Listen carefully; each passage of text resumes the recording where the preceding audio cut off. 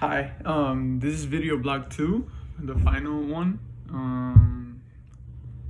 So this is for for class. Um, the questions that were asked in this video were: what is it that you expected? Do you have any lingering questions? Um, this class is what I expected. Though I wish we had more time to really more develop. I mean, we had a full semester, but I wish it wasn't during the summer semester. I wish it was during the fall, and then it was, during how can I say this, during in a live setting, because I think this is a content that it would be really interesting having a Socratic seminar or something like that, where you can just sit down and see people's expressions and how they react and what are their ideologies, because to me it's just a course that is really wholesome in the sense of like it really depicted what it was that what its true message was to teach what propaganda is versus and like the different uses that it has, and how art has become kind of like how to distinguish art from propaganda, or like sometimes how to distinguish propaganda from art.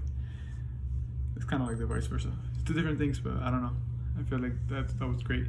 How was your interest in taking more interdisciplinary classes, whether art or politics related, or something else? Continue to evolve over the course of the 2 semesters. Well, over this semester, I've definitely thought of exploring the idea of just switching my major, and I'm definitely gonna switch my major from biomedical to electrical engineering.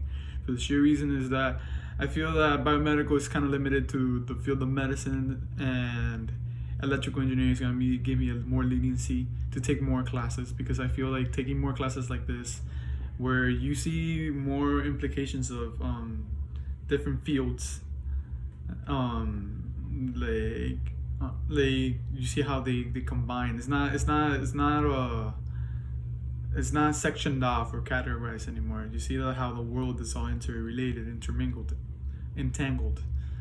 There's disconnections from politics to the job that you work. You may be working as a janitor, but the economy, it affects us all. And what affects economy, it's affected by politics, and what affects politics, basically world events, which is really cool how like everything is just one big system, and that big system relies on everybody, even from the lowest point. And I thought of switching my major for the reason is that I know that I probably would want to do like a career in politics. I don't know, maybe start doing my own YouTube channel and expressing my opinions on certain things, but they're only my opinions in the end, because like forcing your opinion on somebody is not an opinion anymore. You're trying to make it into a fact, which is not correct.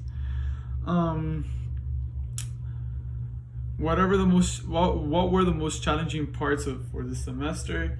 What parts brought you the most satisfaction? Okay, so for me the most challenging part was probably being able to it was like the first module, where I just felt like, oh, we're redoing this again. But no, it was trying to discern what was from last module, from last semester, and what we're doing now, because now we actually have to go and seek not examples, not articles that touch on it, works of art. And obviously there's a lot, exists everywhere, and everybody exposes different types of art, but not all art that you see has a deep meaning or a message behind it, or addresses a topic. So that was for me the hardest part, because I would run into these works that I felt like didn't ring with me, in the sense of like what was the goal of this module. So to find works and pieces and analysis that corresponded to what I was trying to look for was kind of tricky, but it wasn't impossible. It's doable, and it was good. But apart from that, timing, the fact that we're on an online class, and it's really hard keeping up with all the classes that you have at the same time. One more online class, yeah, that's one thing.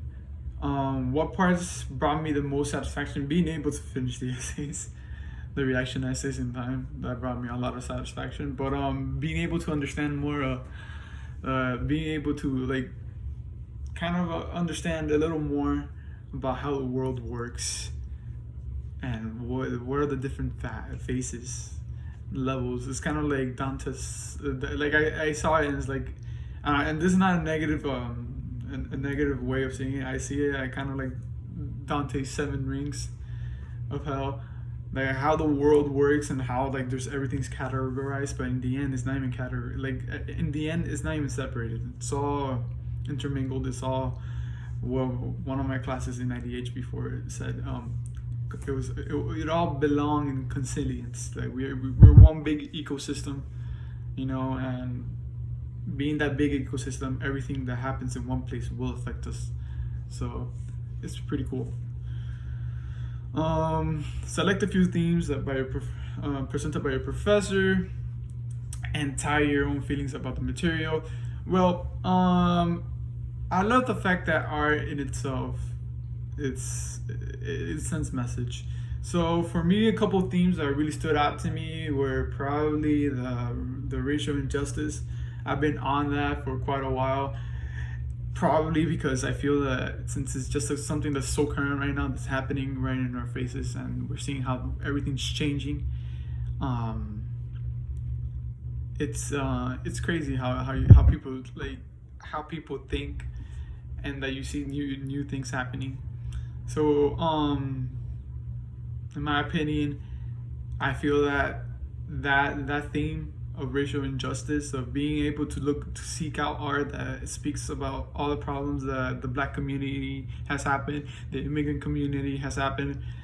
It's just insane how much history this country has had, and art, and some of the art that I've seen exposes all of that and brings it into question again.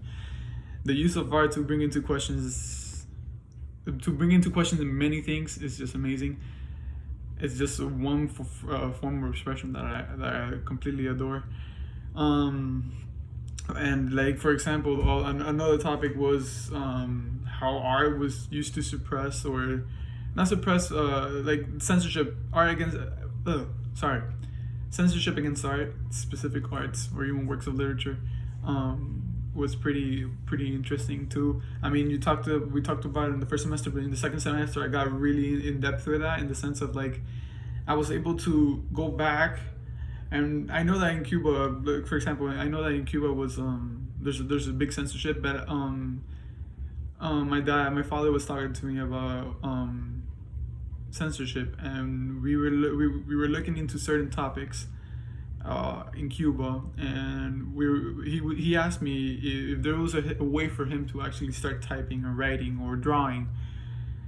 I'm like, yeah, you can do it anonymously, but I felt like why the need to do it anonymously? Why can't we speak out without having any repercussions, or not repercussions, without not having, how can I explain this, without not having any repercussions from the country being censoring us, or just giving us any or taking away our Cuban passports. It's pretty interesting how censorship works, and the fact that to like limit people's ways, thought process, or not even thought process, what they can learn, is interesting.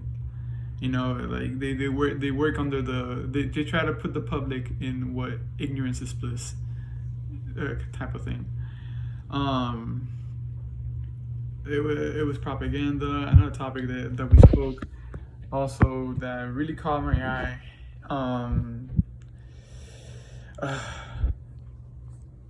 Ai Weiwei. Ai Weiwei for me was, it was probably one of the craziest things that I've seen, because I can relate to him so much, and all his and like the fact that we see his works being censored everywhere, or not everywhere, in China, everywhere in China. It's just insane that you can't, and like if you were in China, you cannot look for Ai Weiwei, because they probably deleted him off any of the servers, you know. it's just insane. And I love his works because his works are kind of unique and they're pretty modern. I love the fact that he was sticking out the middle finger to the Chinese government, and that's basically the funniest thing I've ever seen. I find it funny. It's kind of funny for me, but that's what he feels, and I totally agree with that. I feel like that's something that sticks to me a little more than anything. And yeah, that's how my semester went. I really enjoyed the semester. I hope everybody is okay, and I hope everybody stays safe. Enjoy your weekend and watch out with the hurricane, guys. Peace out.